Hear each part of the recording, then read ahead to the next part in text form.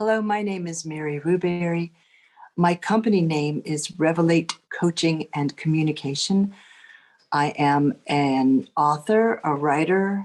I'm also a certified life coach, and I give talks, as you can probably tell from this video. I also present wellness seminars, and of course, I write books and articles and other sorts of communication. You can find out more about my work by going to maryruberry.com. I'd love to hear from you. So today, I'm talking about love and happiness.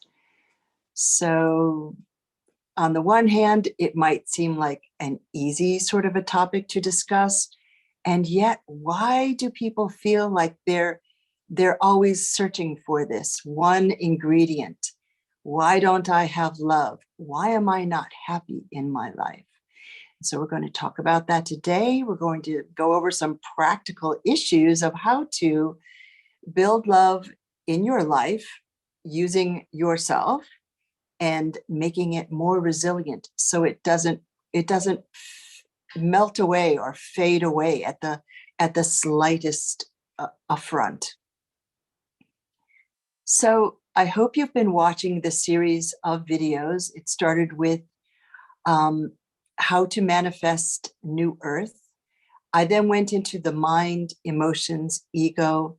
The last video was what I call the basics, so that we could have a common terminology and understanding when we're speaking about the basic parts of life, of how humans live and how we function. So I thought the next topic that seemed fitting is love, because we all want love. We all want happiness. And in our society, we've been taught that love is out there somewhere. And you've seen the ads, or especially around Valentine's Day, you're going to find love. It's out there, and you might find someone to love you, and you want to love someone else. And they talk about bringing love into your life. And we hear people saying that they wish they could be loved. Why does no one love me? Why can't I find love in my life? Well, this is all mistaken thinking, because love is not something to find.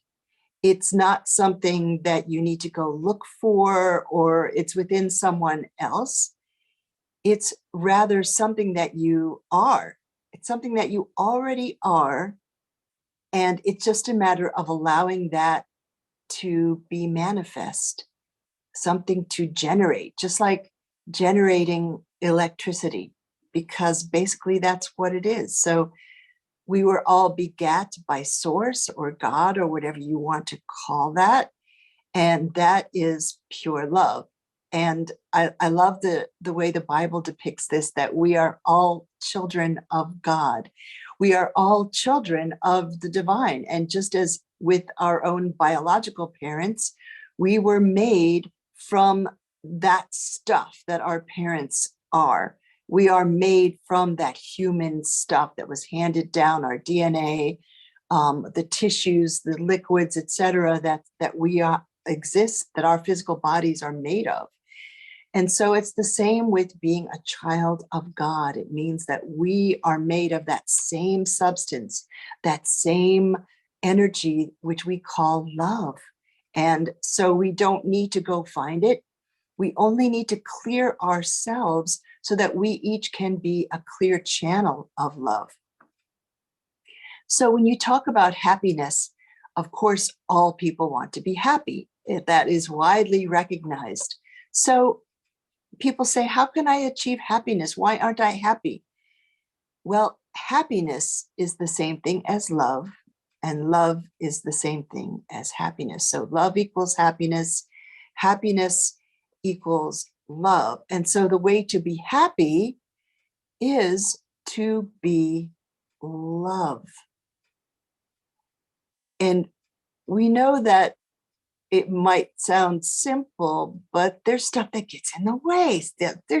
there's constantly things that get in the way of my love, of being pure love. So what are these things that get in the way? Well, we know a lot of them are when we focus on the outer world, when we start worrying and fretting and fearing and being filled with fear, which you see interwoven throughout modern Western culture, right? It's fed to us on the news constantly. There's always something to be afraid of. Money concerns, envy, feelings of lack, insecurities, hatred, seeing others as lower than ourselves. And so basically we need to clear all of that away in order to fill your entire self with the love that's there within you, so that you can let your light of love shine forth. And that's why I started, when I put together this series, with the mind, emotions, ego, because those are the sources where stuff gets in the way of our love. So we need to clear the mind. We need to manage our minds. We need to take control of what's going on in there, how they're functioning, what our thought patterns are. Because when our mind is clear, then we fill it with that beautiful energy of love, that clear light. The same thing about emotions. Recognize those conflictive emotions and how they're affecting you, how they drag you down, how they bring you down into that muck and mire. And basically, all of this is taking control. Who's in control of you? Well, you should be in control of you, because who else should be in control of you?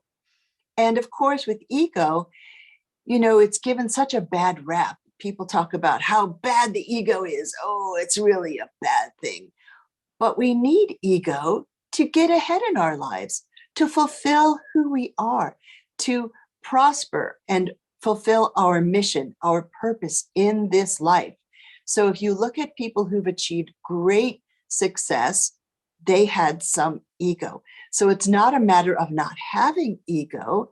It's a matter of balancing your ego so that it is in alignment with that beautiful mind, with your beautiful heart center of love, and with your body, your physical body, so that all is aligned and balanced. And this is how we can be a clear channel of love. And so it's a matter of building love. So love isn't just going to happen because you think it's a nice idea. So love, yeah, that sounds great. That's what I want. You have to consciously build it and make it strong so that it's resilient, because all this other stuff that's going on around us will be constantly attacking that love that we are, as if it, you want it to be like as if you're in a armor and you want all that other stuff to just bounce off without leaving a dent or a scratch, because our love is steady and unwavering. It's immovable. So something that really helps with keeping your love present in that moment, because we know all we ever have in our lives is this moment right here. This is it. And then the next moment. And who are you in that moment, in each moment? And that's why the mindfulness, I know that that's a term that's tossed around a lot, but mindfulness really helps with maintaining your love, because you're staying aware in each moment. What am I doing? What am I thinking? What am I right now? Who am I right this moment? Am I being a loveful person? Is love flowing through me and sharing without boundaries all around me? Because we know that when the energy that we generate is not limited to our little bubble, it's not even limited to those in our immediate life. It is unlimited. This is an unlimited energy. It is boundless. And so when you generate this energy of love, it goes out into infinity, out into the universe. It goes on and is shared with people you've never met and will never meet, and all the planet, all the beings, all the substances, the rocks, the soil, the trees, everything benefits from your love. So through mindfulness, you maintain awareness that I am a being of love at each moment. I am love here in this moment. That's who I am. And so you don't be concerned if you forget or lose sight of this, because you can always tap right back into it. That love is always available. That love is unlimited, unbounded. It's always there for you. So you can snap back into it at any time. And it's so, I see myself as I have a structure of this love around me. And I see it as these lines, sort of like a geodesic dome, sort of, made of these triangles or shapes around me, and they're illumined. And so this is my own technique of how do I keep my love? How do I keep myself as a mindful being? Because we know we go out in the world, we drive a car, we take a walk, we go to a store, we go to a seminar, wherever we may go in our lives. And we want to make sure that wherever we go, we maintain this self of love, this self of joy and bliss and kindness and compassion. And when you are in that frame of mind, then it's just a natural outpouring that if someone needs a hand, you immediately lend your hand for their help, or you suggest, or you come up with something that will help others or touch others, because of course we know that it is an illusion that we are separate. We are all one family here on this planet. And so it's important to not only hold that love for yourself, of course that's crucial, to keep that love alive within you. It is alive because it's electrical energy. It's your energy of love that is alive. You can feel the warmth, and those around you can feel that warmth. If you hold a child or a loved one in your arms, they can feel the warmth of your love and the warmth that you're generating, that love that you're generating. So it's unreasonable to imagine that we can be generators of love without first loving oneself, truly loving oneself. And so this might seem outside of you, and you might say, well, how do I love myself? And we know that our culture does not teach how to love oneself. Hopefully it will in the future. If we pass it on to our children, then they will know that how to do this. If we create that culture for ourselves, our families, our loved one, and we have to build this love for ourselves. In a way, it's very simple, yet people really struggle with self-love. There are so many judgments that come into our opinion of ourselves. We judge ourselves. We don't see ourselves as great and glorious. Then we start to criticize. I'm not good looking enough. I don't have enough money. I'm not rich enough. I'm not smart enough. I don't have a great job. I don't have a house that's good enough.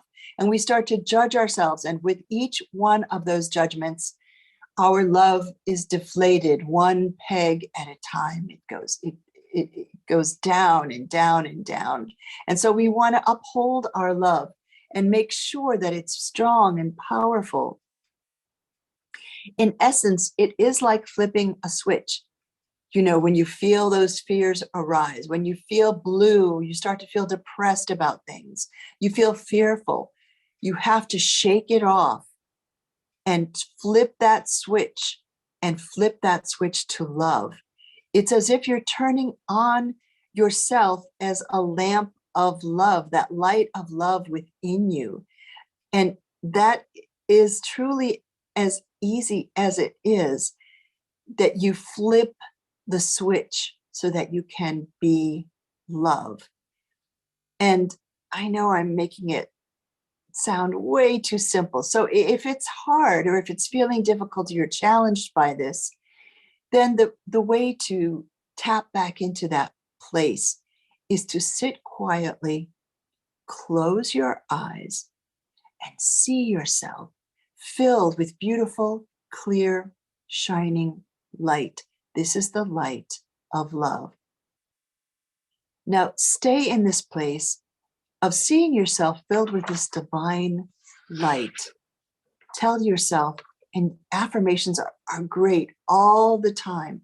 Sometimes they can help with stress, they can help with fear, and they can certainly help when you're trying to keep that lamp lit.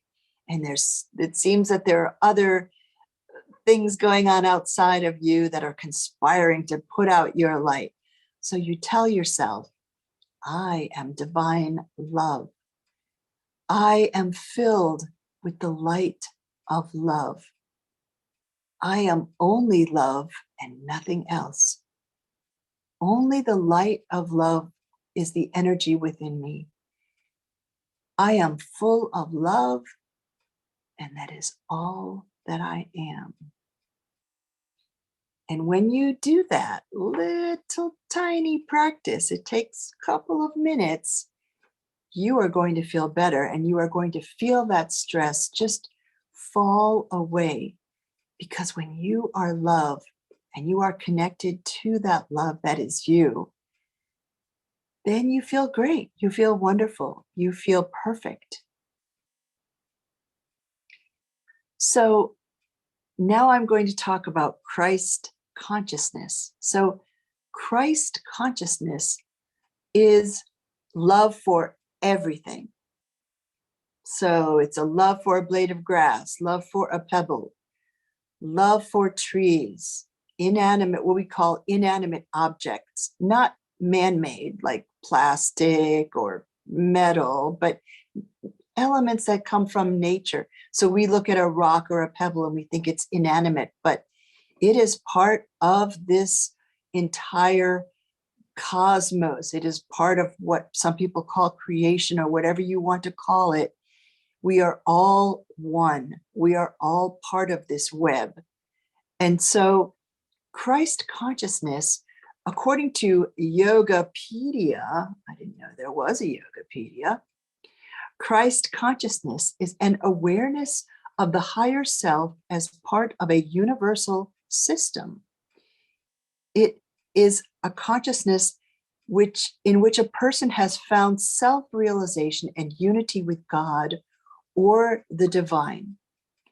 And so it is not intended solely to relate to the personality of Jesus, because we know Jesus is called the Christ, but instead it is a state of awareness. And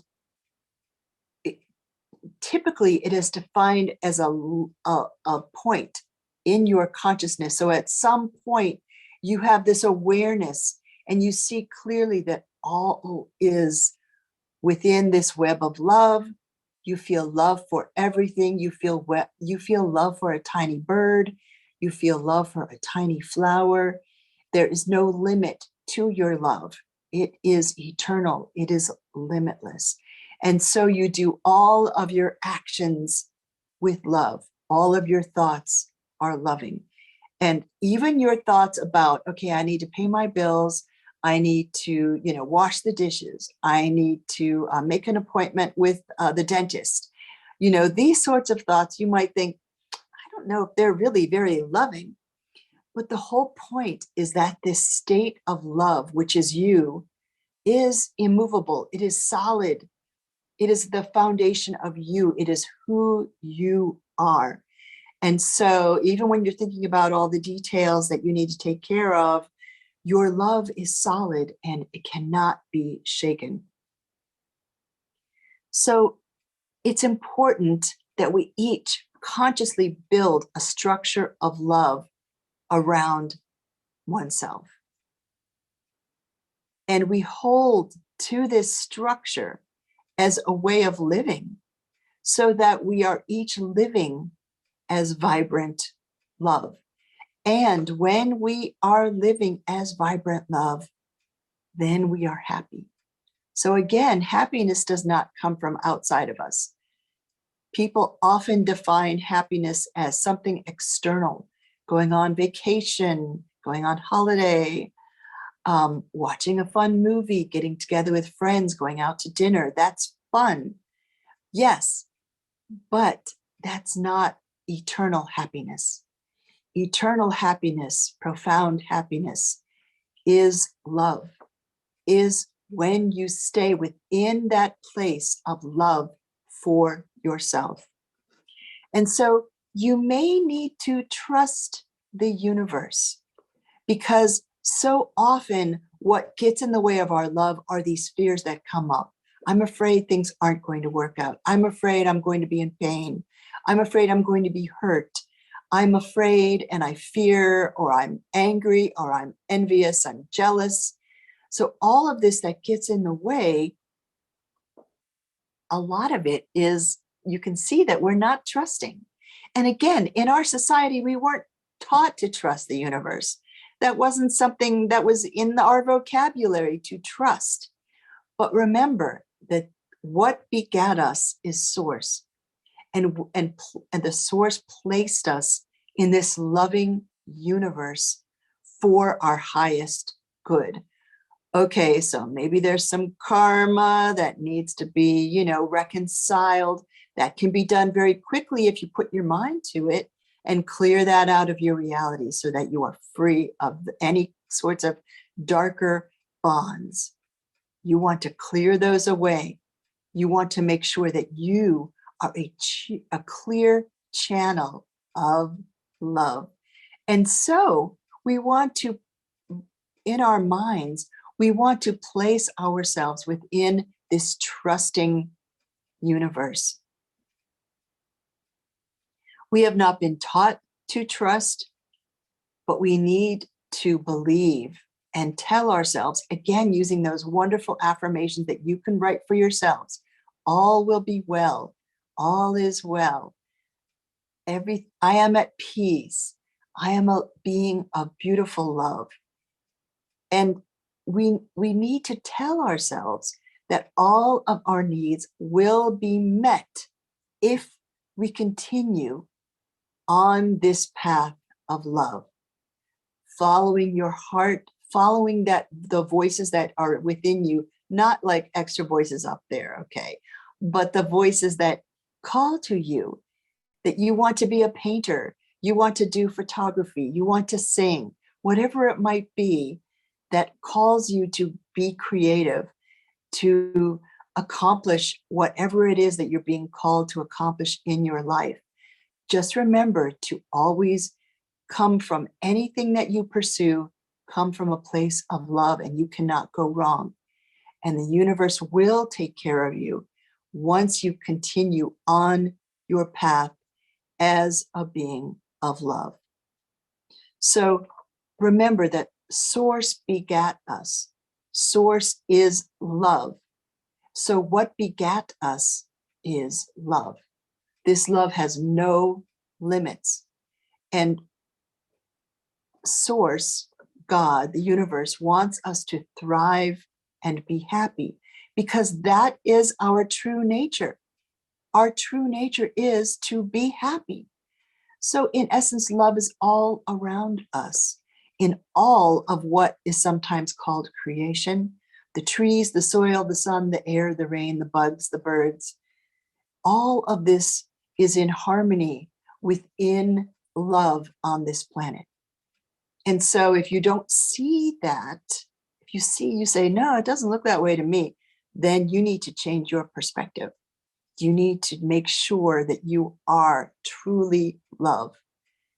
And you don't need to go anywhere or do anything to be love, because you are love. So you simply need to allow that to take place. And we know that there's a hiccup in this divine design in humans and their efforts to gain power and wealth. We've seen that ad nauseum played out over and over again. And if power and wealth are a person's motivations, obviously they're going to run into problems, challenges, etc. in their lives. But if a person is truly staying within that place of love, then it is only a matter of stepping forward. Keep moving forward, but keeping that love alive within you. That is your true nature. And so I wanted to talk a tiny bit about cooking, because what we eat powers our bodies. So when we're making our physical forms a channel, a clear channel for this loveful energy, we don't want to add a bunch of junk in there into our bodies, because then it's going to be difficult being a clear channel. And so I just wanted to talk a little bit about cooking and preparing food with love. And so whenever we prepare food or we cook a dish, make a meal, remember to use your energy of love, to infuse that food with your energy of love, because that's going to make your food better and have a better effect. Of course, you want to do that for yourself. Any food that you eat, you want to infuse it with your love.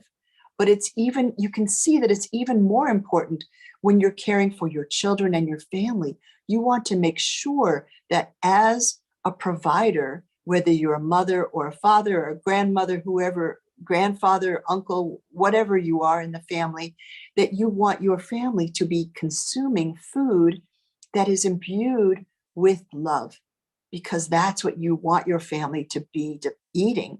And of course, that's something that will be coming more with New Earth, is that we want our food to be grown and harvested with love also.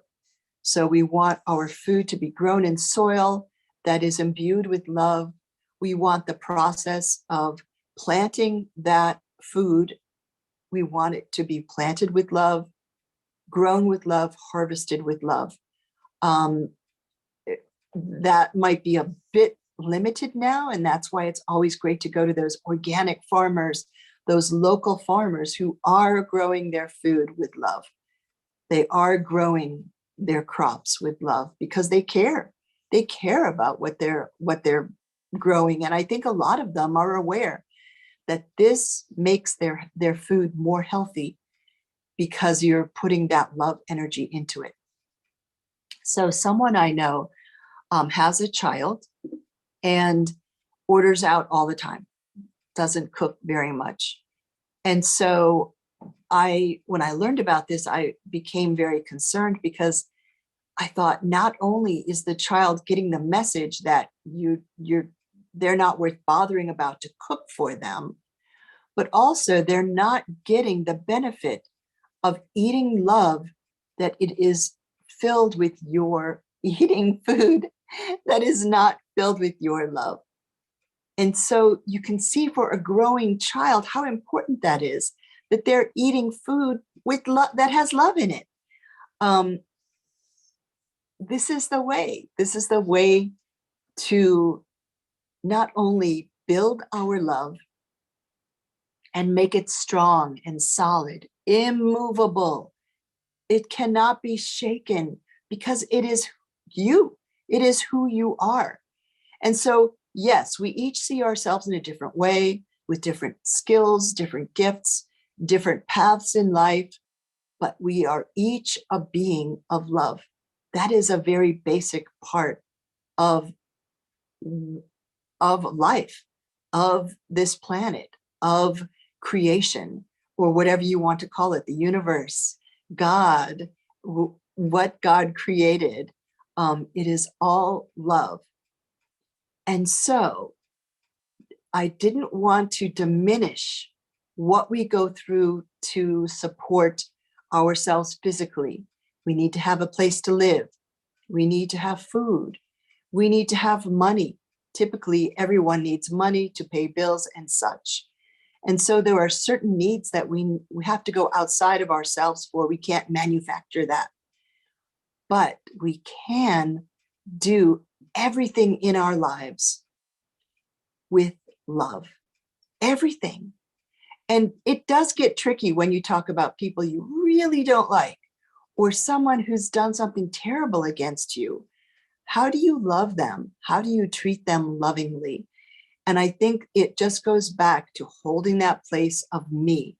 This is me. I am me, and I am immovable. You cannot shake me. This is strong and powerful. Love is the most powerful energy known, is the power of love. And so when you really hold to it, when you stubbornly say, I will not be shaken from this place of love, then everything in your life can be done from that place of love. And so all your thoughts are loving. Yes, you can think about the details. Oh my gosh, I have to do this, I have to do that, blah, blah, blah, blah, blah. But it's all within that foundation, as if you are a plant, but your roots are strongly in that soil of love. Because plants, of course, take up the soil and the minerals and nutrients into their stems and their leaves, just as we do with love. We fill our whole selves with love, and we fill our lives with love. And you will see, when you hold to this, how the world responds to you, how nature responds to you. It is the way to live. So I hope this makes sense and is interesting to you. That was just a bird. And I send you all my heartfelt love, all that I can share with you. And I hope you felt some of that come through the webinar today. And I hope you're enjoying my free webinar series. As I said, if you'd like to know more about what I do, and if you'd like to hire me to do a wellness seminar or any other sorts of activities, please go to my website, maryruberry.com. Love and light.